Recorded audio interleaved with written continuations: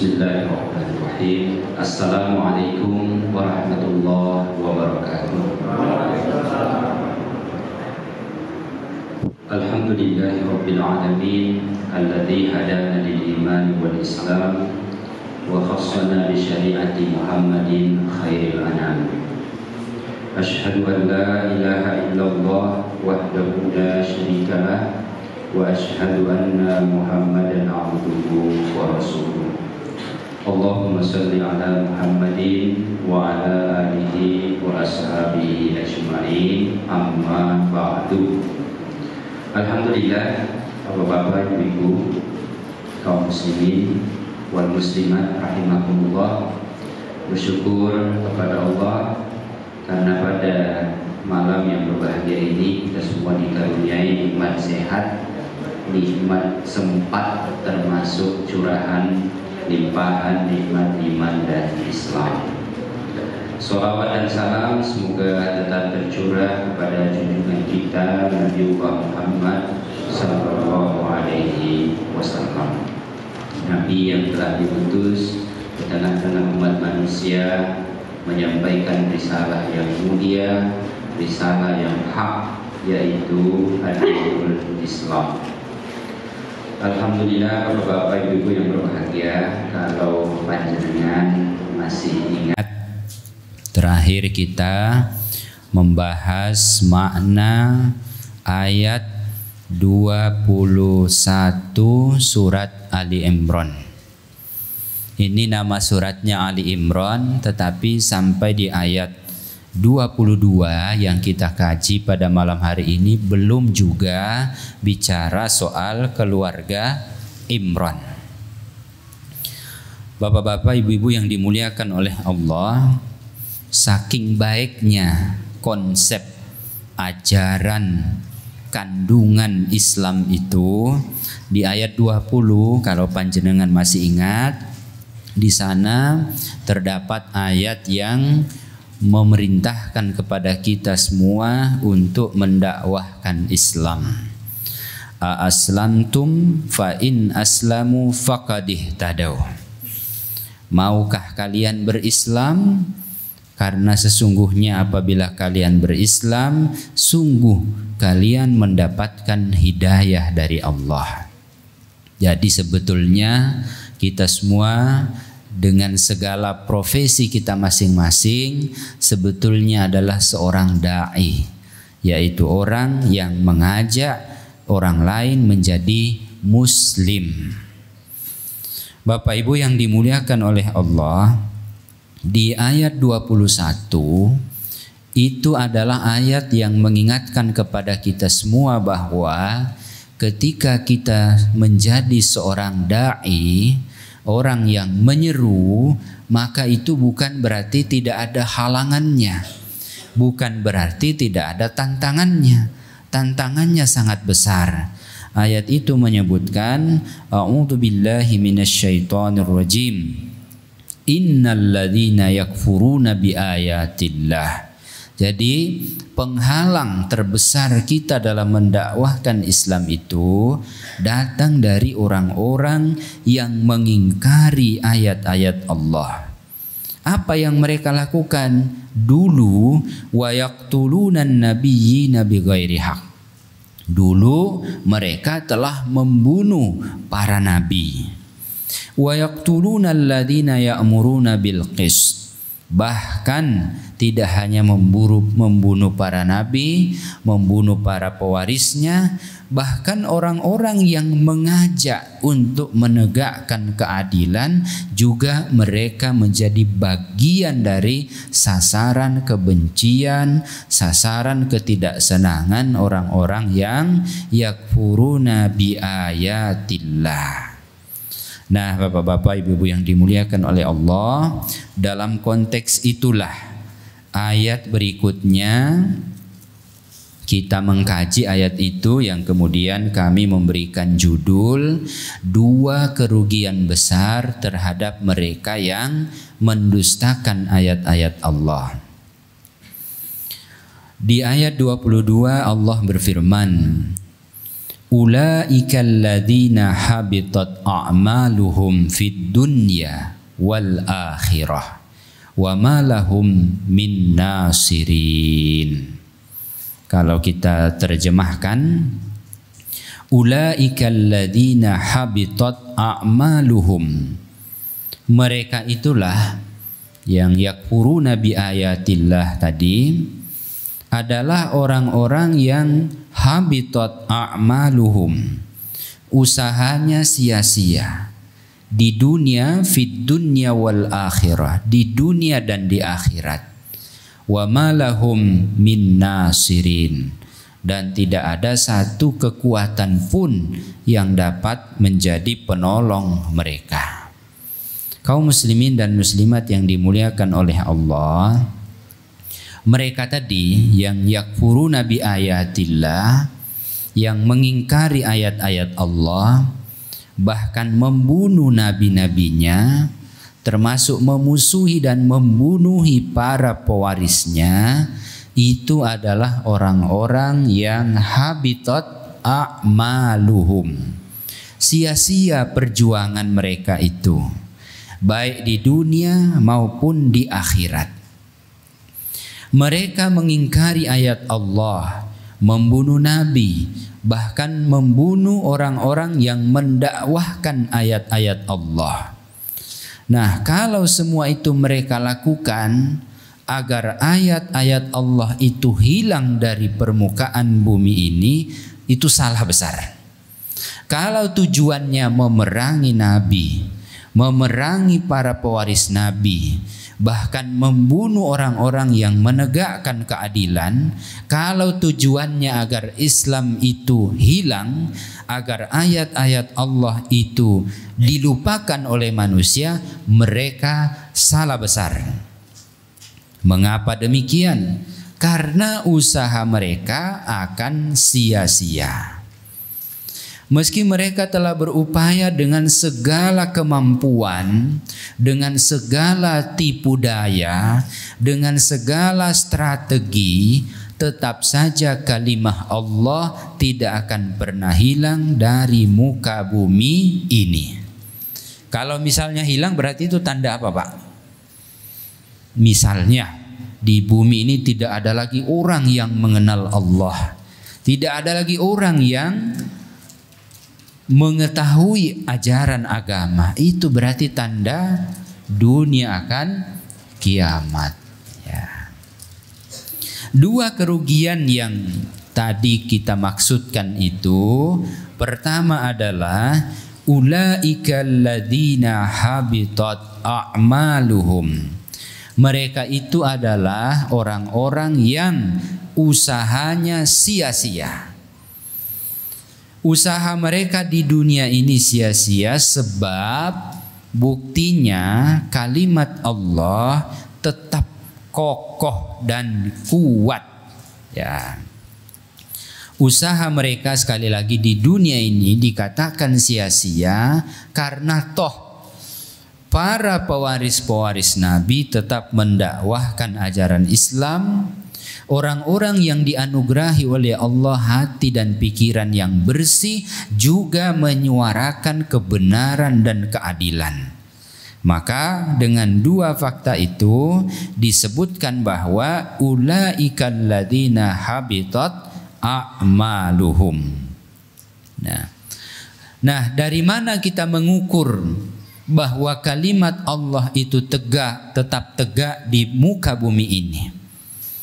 Harus ada indikatornya dan harus ada buktinya.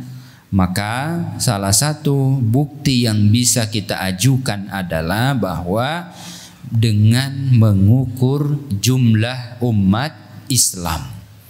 Meskipun jumlah itu tidak selalu menjadi penentu, tetapi dalam banyak kasus banyaknya jumlah itu menandakan bahwa dia masih eksis. Ya.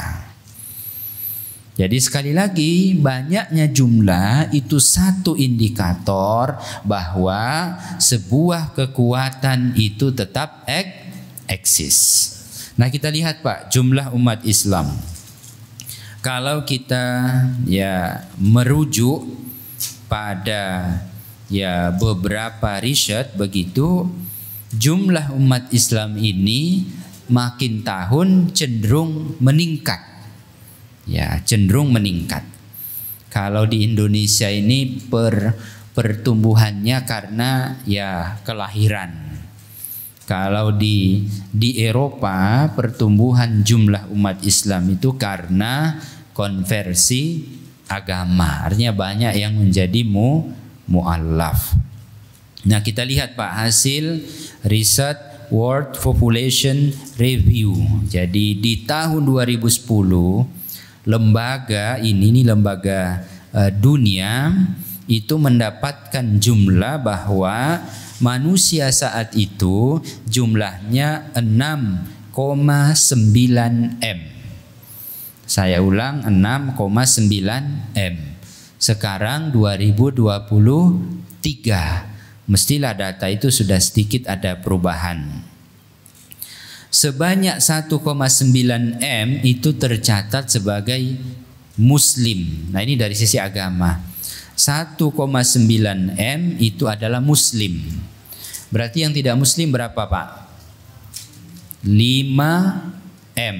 Tetapi 1,9 M itu merupakan angka yang besar karena dia berada di urutan tertinggi kedua. Dari semua agama-agama dunia di 2010 kemarin, tertinggi kedua itu adalah Muslim dengan populasi 1,9 M atau miliar. Urutan pertama siapa? Urutan pertama adalah agama Kristen. Ya memang Pak, sampai saat ini tetap mayoritas. Tetapi tertinggi di sini itu tercatat di angka 2,4 M.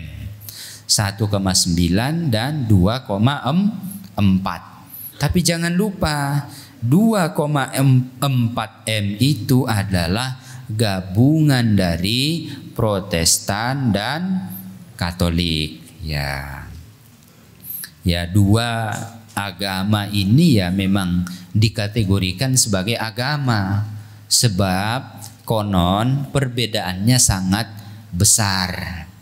Kalau di kita ya misalnya umat Islam Indonesia itu ya ada perbedaan seperti Muhammadiyah dan NU. Tapi kan perbedaan itu hanya fikih saja. Ya orang Muhammadiyah kalau bepergian ya masih mampir di masjid NU. Sebaliknya juga begitu. Kadang-kadang kalau hari rayanya sama ya mereka juga berdiri di dalam barisan yang sama. Tidak ada persoalan. Bahkan ya orang Muhammadiyah misalnya ya lebaran di tanggal 1, NU lebaran di tanggal 2. Itu nanti di tanggal 2 ya masih saling mengunjungi, berpeluk-pelukan, bercandaria. Ya tidak ada masalah Pak. Orang Muhammadiyah kalau sholat subuh sendiri ya tidak kunut. Tapi kalau ikut dengan imam yang kunut ya ada yang kunut, ada yang tidak. Sebaliknya orang NU kalau berimam kepada Muhammadiyah ya tidak kunut ya kok tidak kunut ya. Tapi kan tetap ikut sholat, sah. Lah ini kalau konon Protestan dan Katolik itu perbedaannya terlampau jauh. Maka disebut sebagai dua agama yang masing-masing berdiri sendiri. 2,4 M. Sayangnya saya bukan pakar perbandingan agama sehingga tidak bisa menjelaskan secara detail apa perbedaan dua agama itu sampai kemudian kok punya ya di sisi dari aspek agama yang mereka memang agama yang terpisah satu dengan yang lain. Nah, disusul urutan ketiga di tahun 2010 tadi data dari World Population Review, pemeluk agama Hindu. Ini terbesar ketiga. Jumlahnya berapa? 1,1 M. Itu banyak juga ya, 1,1 M. Tapi saya kira penyumbang agama Hindu terbesar itu adalah India. Karena memang India itu penduduknya sangat besar. Saya melihat Pak peta dunia itu, jadi saya melihat Pakistan, pecahan dari India, itu hanya kecil. Dan saya melihat juga peta Afghanistan, itu juga pecahan dari India, sangat-sangat kecil. Jadi Pakistan itu kecil, tapi lebih kecil lagi wilayah Afghanistan. Sementara India itu seperti daerah yang sangat-sangat luas dan memang penduduknya besar. Nah, serta urutan keempat itu adalah Buddha. Buddha itu berada di angka 500 juta penganut. Ya, kita ambil 4 sajalah, yang lain berarti kecil-kecil. Ya, agama yang lain berarti jumlahnya kecil-kecil. Nah, besok masih dalam riset itu disebutkan di 2050 saat manusia berjumlah 9,3 miliar, umat Islam diprediksi mencapai 2,7 M atau setara dengan 30% total populasi dunia. Data tersebut menunjukkan bahwa pada kurun waktu 40 tahun 2010 ke 2050 kaum muslimin dunia itu meningkat 800 juta. Itu peningkatan yang luar biasa, Pak. Hanya dalam 40 tahun, kalau nanti data riset ini bisa terbukti, karena ini kan masih 2023, masih butuh waktu 27 tahun. Ya, kalau data riset ini sesuai dengan nilai-nilai angka-angka yang ada dalam temuan itu, maka dalam kurun waktu 40 tahun kaum muslimin itu meningkat jumlahnya sebanyak 800 juta jiwa. Sementara Kristen juga bertambah banyak. Selama 40 tahun itu pertumbuhannya berapa? 700 juta. Ya. Tetapi angka itu menunjukkan bahwa jumlah Kristen itu tetap stagnan di angka 31%. Nah, Bapak-bapak, Ibu-ibu yang dimuliakan oleh Allah, di 2050 nanti berarti sudah sangat tipis perbedaan itu. 29,7 digenapkan menjadi 30% dengan 31%. Nah, jadi Muslim 30%, Kristen, gabungan Protestan dan Katolik 31%. Dan pada tahun 2070 diprediksi bahwa populasi Muslim sudah menyamai bahkan melebihi populasi Kristen gabungan dari Katolik dan Protestan. Saya tidak tahu Pak data ini, tapi mestinya tahu ya, ini kan datanya dari Amerika. Jadi mestinya ya Katolik dan Kristen dunia juga membaca data ini. Artinya apa Pak? Mulai saat ini untuk urusan jumlah kita itu sudah aman. Ya, aman. 2M. Ya memang tidak semua harus Muslim Pak. Kalau semua Muslim ya dakwah kurang semangat nanti. Ya, jadi memang sudah takdir kita Pak, berbeda agama, dan perbedaan agama itu real, kenyataan hidup yang tidak boleh kita ingkari, bahwa kita hidup berbeda itu bagian dari sunnatullah. Yang penting sekarang itu adalah bagaimana membuat umat kita ini berkualitas, itu saja. Ya, kualitas. 2M ini besar Pak, tapi kalau kualitasnya rendah ya menjadi kecil. Kualitas apa yang dimaksud ya? Kualitas sumber daya hidup manusianya, pendidikannya, ekonominya, kesehatannya, kecerdasannya, itu semua adalah indikator untuk mengukur sumber daya manusia. Ya, kita ini kalau masih banyak yang kelaparan Pak, kekurangan gizi, wah berarti kualitas kita masih rendah. Masih banyak yang tidak berpendidikan, berarti kualitas SDM kita rendah. Ya. Saya membaca juga ya di berbagai tempat basis-basis kaum muslimin yang anaknya banyak-banyak itu. Kalau di Indonesia kan paling banyak berapa Pak? Ya, di Jawa ini rata-rata sudah 2. Ya, yang anaknya 3, 4 itu tinggal hitung. Maksudnya prosentasenya sangat kecil. Jadi katakanlah di Indonesia ini paling banyak jumlah anak itu 4. Tapi beberapa negeri muslim yang lain anaknya itu bisa lebih dari 4. Ya, cuma sayangnya kualitas sumber daya manusianya rendah. Diukur dari tingkat pendidikan, kesehatan, pendapatan, dan hal-hal lain yang dekat-dekat dengan itu. Nah, itu yang pertama, ulaikal ladzina habitat a'maluhum. Kalau ditanya buktinya apa ya, dari sisi jumlah sangat menjadi bukti bahwa ternyata Islam dan kaum muslimin tidak bisa hilang dari permukaan bumi ini, malah semakin besar. Ya, malah semakin besar. 2010 1,9 M. 2050 berapa tadi datanya? 2,7 M. 2050 2,7 M.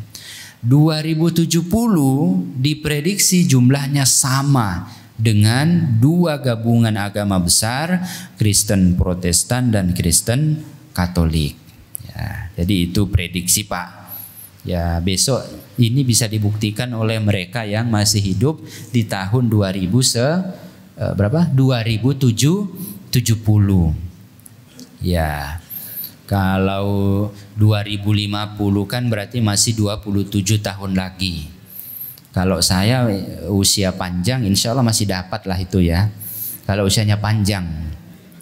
Tapi kalau ditambah 20 tahun lagi berarti 90 tahun. Orang Sulawesi Selatan tuh jarang Pak yang sampai di usia itu. Ya. Kecuali Pak Habibie mungkin. Maka Pak Habibie itu mengatakan kalau dilihat dari kultur usia, mestinya saya dulu yang wafat, Bu Ainun itu nanti belakangan. Ya, tapi itu kasuistis. Di tempat kami 80 itu sudah sangat sepuh. Kalau di sini 80 masih bisa main bola, Pak. Masih bisa badminton. Ya.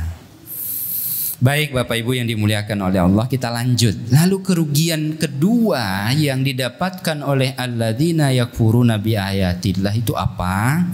Yaitu wa ma lahum min nasirin. Mereka ya tidak ada satupun kekuatan yang mampu menghindarkan kekalahan tersebut. Tidak ada satu kekuatan pun. Kita lihat. Ya, orang-orang yang mengingkari ayat-ayat Allah, bahkan memerangi para penyerunya, termasuk membunuh orang-orang yang ingin menegakkan kebenaran. Kita lihat sajalah sejarahnya. Ya, kita lihat sejarah masa lampau, di mana pembela dan para pejuang kebenaran itu disiksa, bahkan dibunuh. Apakah Islam ikut hilang? Tidak. Apakah dakwah Islam surut? Tidak. Nah, cahaya Allah tetap akan memancar ke seluruh penjuru bumi. Kerugian orang-orang yang menentang kebenaran ayat-ayat Allah di dunia dapat dilihat pada beberapa fakta sejarah umat manusia. Pertama, bahwa kebenaran tidak dapat dibungkam selamanya. Misalnya Pak, ada yang membungkam kebenaran hari ini dengan menghilangkan jiwa manusia. Itu paling-paling ya, kebenaran itu mengendap paling-paling 10 tahun, 20 tahun. Tapi tidak lama Pak. Nanti pada waktunya akan terungkap siapa yang dinyatakan sebagai aktor utama dalam pembunuhan tersebut. Pasti akan terungkap cepat atau lambat. Lambatnya pun ya paling 20-30 tahun. Yang kedua, kebenaran, apalagi ini kebenaran ayat-ayat Allah, itu akan selalu memiliki penolong. Siapa mereka? Yaitu orang-orang yang memang ingin berjuang menegakkan kalimat Allah. Jadi penyeru ayat-ayat Allah itu, penolong ayat-ayat Allah itu tidak akan pernah habis. Ada saja. Jadi itu adalah fakta yang bisa kita lihat. Nah, kalau dalam sejarah peradaban Islam, semua bangsa-bangsa Muslim di dunia ini sudah pernah memberikan sumbangan peradaban bagi Islam.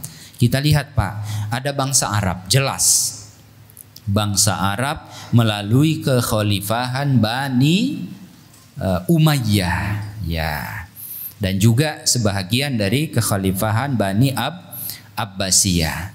Di Afrika itu ada ya Kesultanan Suwaili. Ini juga punya peranan besar dalam mendakwahkan Islam di benua Afrika. Di India, kita pernah mendengar ada dinasti Mughal. Di Persia, di Turki juga begitu. Nah, yang belum terdengar itu adalah Asia Tenggara. Nah, kalau di India muncul Mughal yang pada awal abad ke-11 memimpin dunia Islam selama 7 abad. Beragam datanya Pak, tapi saya ambil yang kira-kira mendekati kebenaran itu sejak abad 11 sampai 17. Jadi 7 abad. Seluruh negeri Hindustan berada di bawah kekuasaan Islam. Negeri Hindustan Pak, beda dengan bukan Hindustan tapi Hindustan. Barulah pada awal abad 18 Islam di India mulai surut dan terus surut hingga hari ini. Ya, yaitu ketika masuknya penjajahan Inggris dalam wilayah India. Nah, Bapak Ibu yang berbahagia, kalau kita lihat misalnya ya, kalau sisa-sisa peradabannya masih sangat banyak Pak. Ya, masih sangat banyak. Mughal itu pernah menjadi kekuatan dikdaya dunia dengan perpustakaannya yang besar di kota Agra, membangun bangunan yang berarsitektur indah dan kokoh seperti Istana Agra, Benteng Merah, Masjid Jami, Taj Mahal, termasuk Istana Sultan di Delhi dan Lahore, dan banyak sekali. Kemudian ya, kalau di Asia Selatan itu India, Pakistan, Bangladesh ada Mughal, maka di pertemuan benua Asia dan Eropa itu ada Kesultanan Utsmani. Nah, ini kita sudah sangat populer dengan kesultanan ini yang disebut dengan Kesultanan Ottoman. Itu juga sama Pak, 7 abad lebih. Abad 13 sampai abad 20. Kemasyhuran Kesultanan Utsmani tentu tidak memerlukan penjelasan lebih jauh. Kita semua sudah banyak mendengar itu. Bahkan sekarang tuh ada filmnya Pak, ada filmnya ya, film yang menceritakan kebesaran, kejayaan, kedikdayaan di masa-masa itu. Nah, kita beralih kepada Afrika. Di Afrika muncul beberapa dinasti Muslim yang kemudian memerintah Afrika dari abad 11 sampai 14, berarti 4 sampai 5 abad. Kalau rajanya yang paling terkenal itu adalah Raja Mansa. Ini adalah raja terkaya di dunia dalam sejarahnya. Bayangkan Pak, Raja Mansa itu berhaji tahun 1325 Masehi. Saat berhaji itu dari Afrika ke Mekah, dia membawa 60.000 pegawai. Masing-masing pegawai membawa 3 kg emas. Berarti total emas yang dibawa rombongan Raja Mansa saat berhaji itu adalah 180 kg emas. Saat rombongan Raja Mansa melewati Mesir, mata uang di negeri itu langsung anjlok. Ya, kalau bahasa kita sekarang tuh apa ya Pak? Kalau mata uangnya itu menjadi sangat rendah. 10.000 rupiah menjadi seperti 1.000 rupiah. Itu berarti namanya anjlok gitu Pak. Kalau sekarang kita masih bisa parkir Pak 1.000 rupiah, walaupun petugas parkir itu sudah mulai bermuka apa ya kalau 1.000 itu. Kalau mulai senyum tuh kalau 2.000. Nah, kalau 1.000 ya diterima, tapi kayaknya kok ya. Itu namanya anjlok. Jadi misalnya dalam waktu tiba-tiba ya, parkir itu menjadi 10.000, wah berarti ini sama dengan 1.000 kalau tiba-tiba loh Pak, bukan menunggu 20 tahun lagi atau 10 tahun lagi. Tiba-tiba itu namanya mata uang kita anjlok. Di Mesir itu begitu. Karena ketika rombongan Raja Mansa ini lewat, mereka membagi-bagikan emas kepada rakyat Mesir. Ya bayangkan saja itu loh Pak, 180 kilo loh Pak, bukan kilo. Ya ada Pak yang punya emas di sini 1 kilogram. Kalau 1 gram banyak, tapi kalau sudah kilo, sudah sedikit itu yang punya. Saya sendiri tuh Pak sudah lama nabung emas ya, 4 tahun kok nggak banyak-banyak gitu ya. Iya, tidak pernah nambah-nambah. Nah, itu baru gram, apalagi kilo. Wah ini kapan ini nyampe di kilo ini? Baik kita teruskan. Kita ke Melayu. Indonesia, Malaysia, Brunei, Thailand, Singapura itu semua adalah negeri-negeri Melayu. Meskipun mayoritas penduduknya beragama Islam, Melayu itu belum pernah mewariskan sesuatu yang bisa dianggap setara dengan bangsa Mughal di India, setara dengan bangsa Buaihi di Afrika, atau setara dengan Ottoman di Turki. Belum ada. Melayu itu baru bergerak di bidang politik dengan munculnya kerajaan-kerajaan Islam. Ya memang Pak kita akui saat itu ada kerajaan-kerajaan Islam, tapi juga kecil. Ada perdagangan rempah-rempah, tetapi perdagangan itu tidak lebih menonjolkan kedaerahannya, bukan sebagai satu kesatuan peradaban Islam. Ya.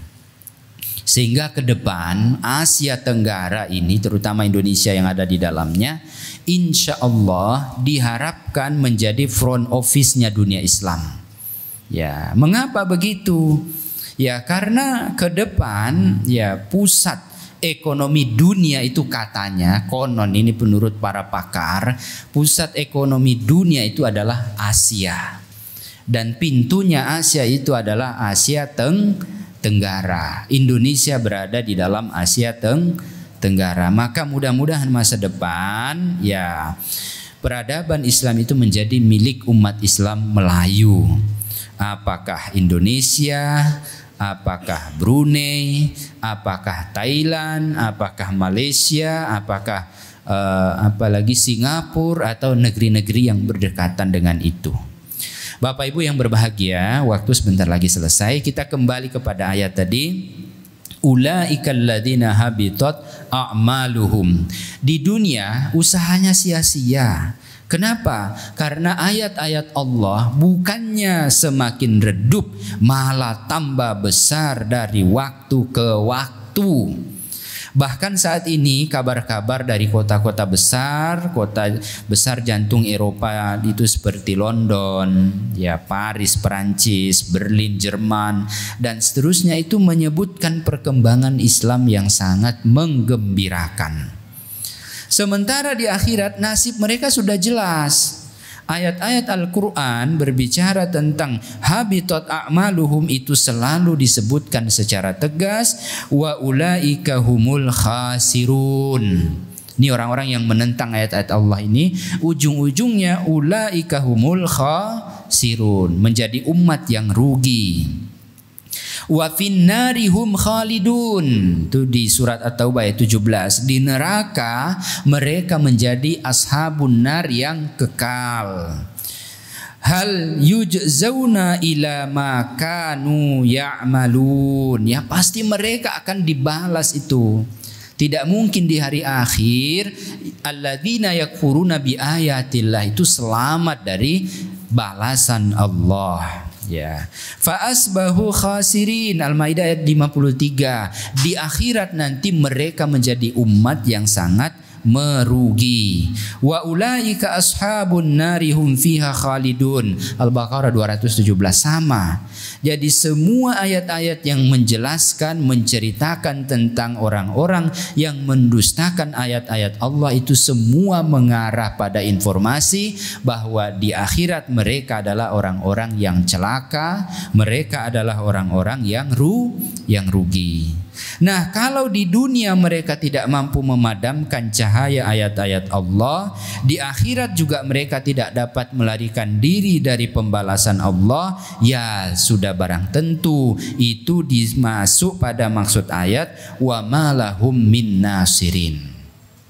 Jadi Bapak Ibu yang berbahagia, sebagai penutup ayat 22 ini ya seolah-olah datang, kalau ayat 21 kemarin itu membuat kita betul-betul tegang. Ya. Nah, kalau ayat 22 ini membawa berita gembira. Jadi ayat Quran itu memang begitu Pak ciri khasnya. Jadi selalu imbang. Kalau memberikan ancaman, mesti setelah itu datang ayat yang memberikan berita gembira. Jadi itu namanya keseimbangan, keserasian ayat-ayat Al-Quran. Bapak Ibu yang berbahagia, saya kira cukup. Waktu kita sudah hampir menjelang Isya. Terima kasih atas kehadirannya. Ini saya lihat kok makin banyak ya Pak. Awal-awal saya ngisi itu hanya sekian orang. Setelah 1 tahun berjalan, ini kok makin banyak, makin kesini. Ya, alhamdulillah, itu bagian dari nikmat Allah yang kita syukuri. Terima kasih semuanya. Mohon maaf bila ada hal yang kurang pas, yang kurang berkenan. Mari kita akhiri dengan bacaan hamdalah. Alhamdulillahirabbil alamin. Assalamualaikum warahmatullahi wabarakatuh.